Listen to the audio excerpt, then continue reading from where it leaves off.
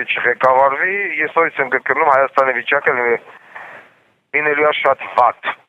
Երկիրը պահում է բանակը, երկիրը պահում է ժողովուրդը։ Ես նորից ասում եմ, նայեք հարևան երկրի վիճակը ում հետ է քյալլատալի ու ինչ դիրքերում է գտնվում։ Հիմա եթե մեր անբարոյականի զավակը այդ երկրի ղեկավարելն էր, վաղուց այդ երկիրը հանձնվել էր, այդ երկիրն արել էին մաս, կտրտել էին հարևան երկրների միջև տորթի նման, ու ինչը պատերազմ եք ուզում, ես ես հավախաղություն եմ բերել, պիտի էսի տանք, պատերազմ եք ուզում, պիտի Սյունիքը տանք, պատերազմ եք ուզում, պիտի Երևանը տանք, եղբայրը այդպես երկիր չեն պահում։ Այդպես երկիր չեն պահում, նորից եմ կրկնում, նայեք հարևան երկրին, ոնց է ժողովուրդը գնացել լցվել էլեկտրոկայանների կողքը գիշեր ցերեկը դեն քնը, որ իրանց երկիրը պահում են, երկիրը տենց են պահում, ու ում հետ է քյալլատալի, հարևան երկիրը։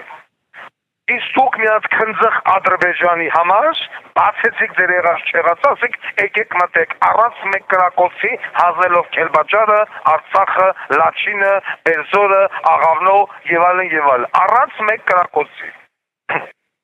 Այդպես երկիր չեն պահում։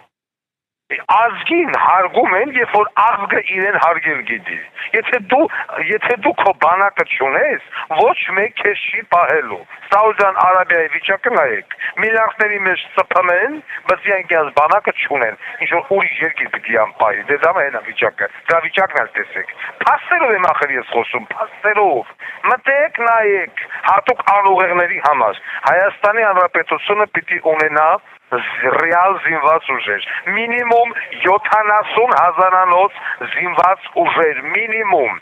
և Հայաստանի ղեկավարության գերակշռվածը պետք է լինեն զինվորականներ, իմ դռները բաց են բոլոր զինվորականների առաջ, որովհետև այսօր զինվորականներին և բանակին բարելքել են, որ ասում սարքել են փալաս, Նիկոլը թող հույս չունենա, որ ուժայինները իրան պետք է ձայն տան, ինչքան էլ որ պիտի ուժայինների ղեկավարներն ասում են Սուրճովինա, մյուսնա, կգնաք ձեն կտակ իրեն հարգող ոչ մի սպա,